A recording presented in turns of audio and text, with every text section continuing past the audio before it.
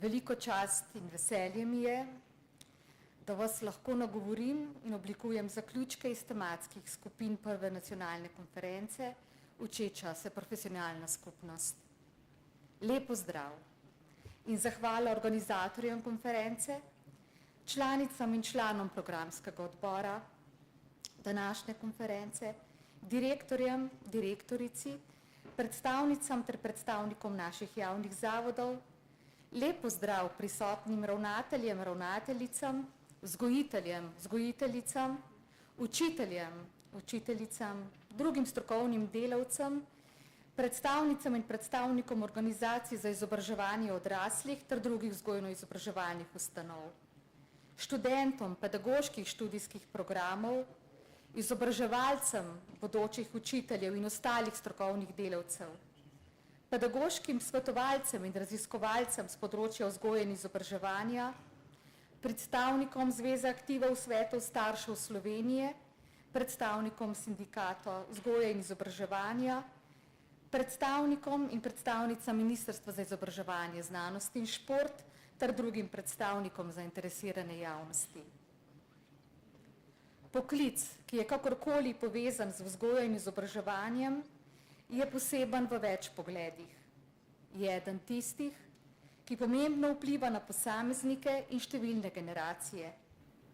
Dejstvo je, da strokovni delavec na področju vzgoje in izobraževanja je in vedno bo ključni nosilec prenosa znanja v družbi, njegov soustvarjalec in tisti, ki osrednje prispeva k vzgoji in izobraževanju otrok, mladih, s tem pa k razvoju naše družbe in naše prihodnosti. Ob tem se pogosto srečujete s preobremenjenostjo, kompleksnostjo izobraževalnih ciljev, zahtevami okolja in družbe. Sodobna družba prinaša strokovnim delavcem vrsto novih izzivov. Od poznavanja mnogoterih znanj in veščin, načinov in oblik prenosa znanja, usmerjanja in spodbujanja učencev v učnem procesu, do razumevanja številnih sprememb v okolju in družbi.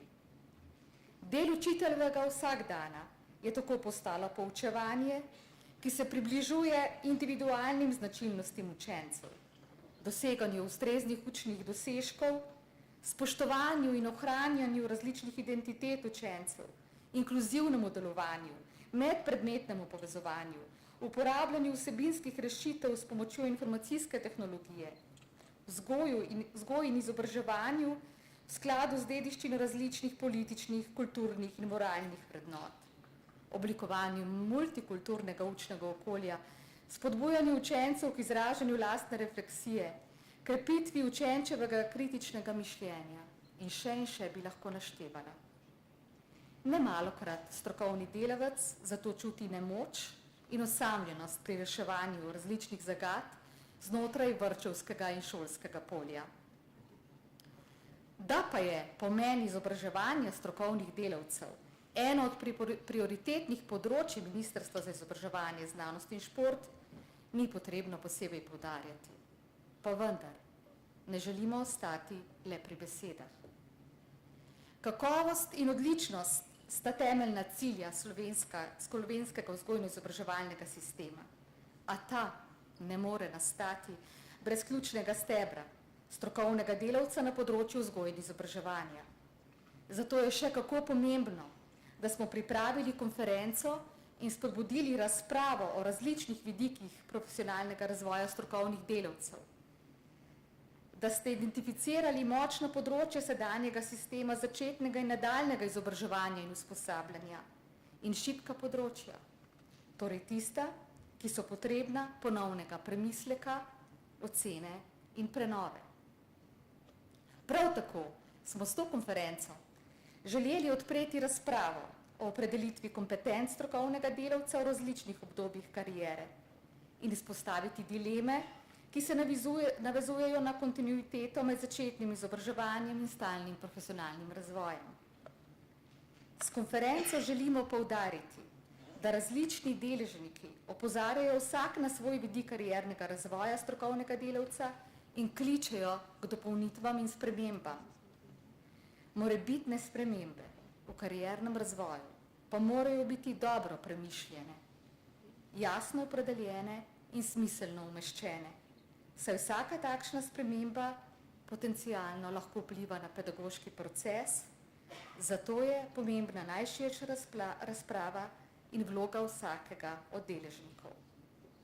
Dejstvo je, da na ministrstvu skupaj z našimi razvojnimi javnimi zavodi razmišljamo in bomo razmišljali o tem, kako prepoznati oziroma razviti ustreznejše rešitve vseh vidikov kariernega razvoja strokovnih delavcev, torej od začetnega izobraževanja do vstopa v poklic, nadaljnjega usposabljanja in napredovanja v nazive, kot tudi mobilnosti znotraj kariernega razvoja.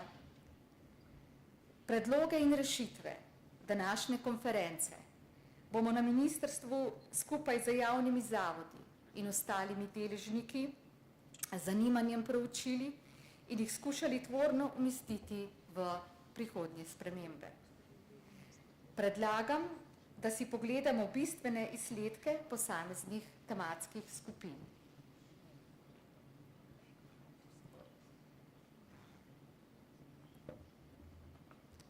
Najprej bi se rada ob tej priložnosti seveda zahvalila tudi vsem moderatorjem in moderatorkom, ki so nas vodili skozi tematske skupine in skozi tematike, torej ključna sporočila prvega tematskega sklopa, zakaj se učimo, torej, ko smo govorili o ciljih in vplivih profesionalnega razvoja na ravni sistema, vzgojno-izobraževalnega zavoda in posameznika, je bilo eno od ključnih sporočil slišite nas. Morda se bom kdaj podvajala, ker pomembno sporočilo pravzaprav tudi za ministrstvo za izobraževanje, znanost in šport je ravno v tem duhu sodelovanja, potrebe, potem, torej slišite nas, opozarjate nas praktiki, prisluhnite nam, ne samo, da nam prisluhnete, to večkrat poudarjam, ampak da nas slišite in upoštevate pri nadaljnjih sistemskih spremembah.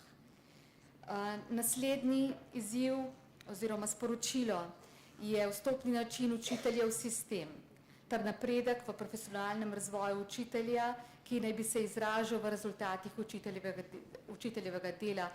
Torej, ni pomembno zgolj samo nadaljnje izobraževanje in usposabljanje oziroma usposabljanje v smislu profesionalizacije, če pa to ne korelira potem znotraj šolskega oziroma vrtčevskega prostora.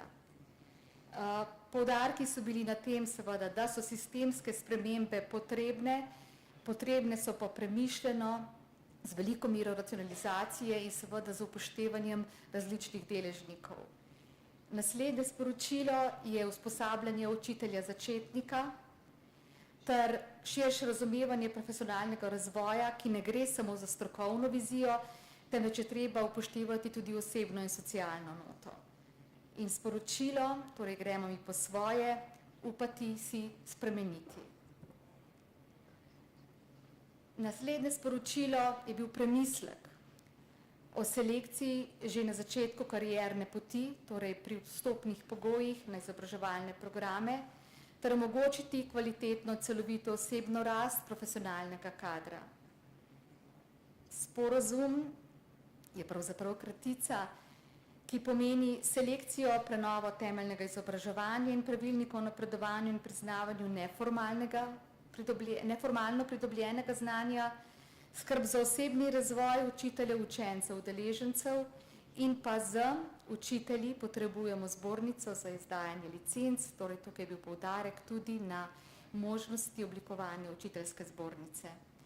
Sedmo sporočilo znotraj prvega tematskega sklopa je pravzaprav pomen nadaljnjih izobraževanj in usposabljanj v smislu razvoja celovite osebnosti in zmožnosti raziskovanja sebe in okolja, ter sporočilo, da brez profesionalnega razvoja ne bomo imeli profesionalne samozavesti oziroma poguma. Drugi tematski sklop, kaj se učimo, kjer smo govorili o znanju in spretnosti strokovnih delavcev, je bilo ključno sporočilo, eno od ključnih sporočil, torej zaupanje in spoštovanje v delo izobraževalcev ter njihovo udeleženost v vseh segmentih izobraževanja, ko sem že omenila tudi pri prejšnjem tematskem sklopu, Torej, potreba po karierni svetovalnici je bila izražena tukaj v smislu podpore in pomoči strokovnim delavcem kot odgovor na raznolikost udeležencev in izvajalcev storitev ter mreženje in sodelovanje na vseh ravneh. Naslednje izhodišče je to, da se je potrebno nadaljnji razvoj in izobraževanje usmeriti predvsem v kontekstu družbenih sprememb, tempo življenja in novih spoznanj, da je vse to potrebno upoštevati in prilagoditi način izobraževanja, poučevanja in tudi učiteljev profesionalni razvoj. Sporočilo vaše, da naj bo sistem nadaljnjega izobraževanja fleksibilen, omogoča najsprotno upoštevanje dejanskih potreb, kot je bilo že prej izraženo po izobraževanju. Osnova za vse je sodelovanje, tudi medresorsko, torej med sektorji, nivoji, področji in jasna vizija in strategija razvoja izobraževalnega sistema. Dejstvo je, naslednje izhodišče, da se vloga učitelja močno spreminja, da je poučevanje bolj povezano z razvojem kompetenc kot prenosa znanja, je bilo eno od sporočil, in da je poudarjena potreba po osebnostni rasti učitelja. Izredno pomembno je bilo izpostavljeno, tudi v nadaljevanju bomo o tem govorila, mentorstvo učiteljem, ki začnejo in spoštovanje njihovih resničnih primanjkljajev na pedagoškem področju in hkrati visokih strokovnih znanj. Naslednje izhodišče je bila potreba po medgeneracijskem, po potenciranem, pravzaprav medgeneracijskem prenosu znanj in mentorstvo starejših, mlajšim, in to je nova ideja za spodbujanje izobraževanja učiteljev. Skratka, gre za vseživljenjsko karierno orientacijo, ki bi jo želeli vključiti v izobraževalni sistem, s čimer bi spodbujali medgeneracijski prenos znanj in pa kreativnost za delo. Izhodišče omenjene skupine je, da je potrebno, da strokovni delavci, da ves čas raziskujejo, sodelujejo, načrtujejo, se učijo in seveda za to področje je potrebno tudi primerno nagraditi. Še vedno se na nek način pričakuje, da je učitelj pravzaprav multipraktik, včasih rečemo tudi nadčlovek na vseh področjih. Vsi učitelji bi morali znati vse. Do določene mere izpostavljate, mora tako stati, vendar nekatere stvari je potrebno porazdeliti na sistematične vloge. Da je potrebna večsmerna komunikacija pri načrtovanju strokovnega izpopolnjevanja in vprašanje je, kaj naj zna strokovni delavec, kot je bilo že prej opredeljeno. Ključno sporočilo je bilo tudi krepiti samoodgovornost za lasten profesionalni razvoj. Stalno strokovno izpopolnjevanje je pravzaprav potrebno vključiti vse, ki delajo na vseh ravneh v vzgoji in izobraževanju. Torej, vaše sporočilo ne se omejiti samo na strokovne delavce, ki delajo na področju oziroma znotraj vzgoje in izobraževanja, temveč tudi ostale strokovne delavce, tudi tiste, ki delujejo na področju nevladnih organizacij. Tretji tematski sklop, kako se učimo, kjer smo razpravljali o priložnostih za pridobivanje znanja in spretnosti, so bila sporočila naslednja. Krožno izobraževanje, torej zopet je bilo izpostavljeno pomen sodelovanja. Pomembni so vsi deležniki, torej gre za sodelovanje znotraj izobraževalnega prostora, znotraj zavoda, torej vrtca, šole. Izpostavili ste kolegijalno sodelovanje med vzgojitelji, kolegijalno sodelovanje med učitelji. Potem seveda je tukaj močna vloga sodelovanja strokovnih delavcev z ravnatelji, sodelovanje z ostalimi vrtci, z drugimi šolami, sodelovanje z našimi javnimi zavodi in seveda tudi sodelovanje z ministrstvom.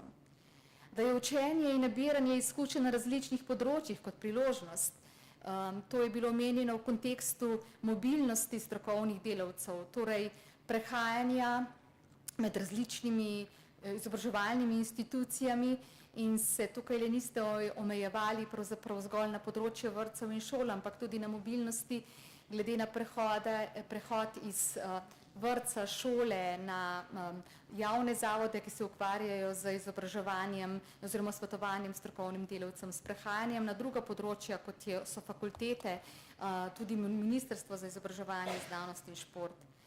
Sporočilo, o katerem ste govorili, je z roko v roki na skupni poti. Kako zelo pomembna je lastna motivacija posameznega strokovnega delavca, o tem je bilo veliko govora v omenjeni skupini.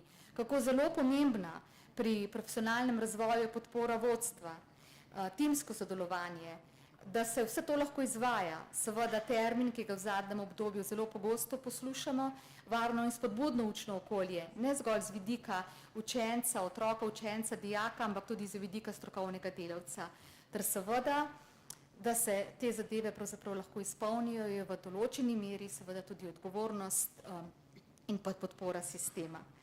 Da je potrebnega več praktičnega usposabljanja ob dobrem mentorju, torej mentorstvo, kdo je mentor, kdo pravzaprav je najbolj primeren, da je mentor bodočim učiteljem, o tem je bilo tudi veliko razprave znotraj skupin in da je zato tudi dobro nagrajen. V sporočilo naslednje, da v sprejemajočem in podpornem okolju, torej z odprtimi vrati, odprtost strokovnih delavcev, odprtost vodstva šol, odprtost sistema nam pravzaprav omogoči, da premagamo cono udobja in da si priznamo drug drugemu, da smo na nekem področju dobri in da se drug od drugega lahko učimo. Ključni, eden od sporočil je bil, da je ključni bi bilo bolj premišljeni sistemski okviri, sporočilo, da učitelj, ki se ne izobražuje, ne more poučevati, da se učitelji se radi učimo, vendar so ravnatelji izpostavljali problematiko odsotnosti strokovnih delavcev in seveda problematika nadomeščanja v tem segmentu. In da Ministrstvo in izobraževanje, znanost in šport potrebuje jasno vizijo, kam peljati slovenski šolski sistem. V zadnjem tematskem sklopu, kdo je odgovoren za učenje, kjer smo govorili o odgovornosti za profesionalni razvoj, so bile ključna sporočila naslednja. Pri prenovi zakonodaje bi morali v prvi vrsti aktivno vključiti strokovno javnost, torej aktivno zaposleni v vzgoji in izobraževanju, šele nato se pripravijo pravilniki. Drugo sporočilo, odgovornost za profesionalni razvoj zamenjamo za potrebo in podporo za profesionalni razvoj, kaj pravzaprav pomeni, da je treba opraviti še dodatna pravzaprav izhodišča o tem, da se posameznik, da je on tisti, ki pravzaprav reflektira, katera so njegova močna in šibka področja in iz tega prepozna svoje potrebe po nadaljnjem izobraževanju in usposabljanju.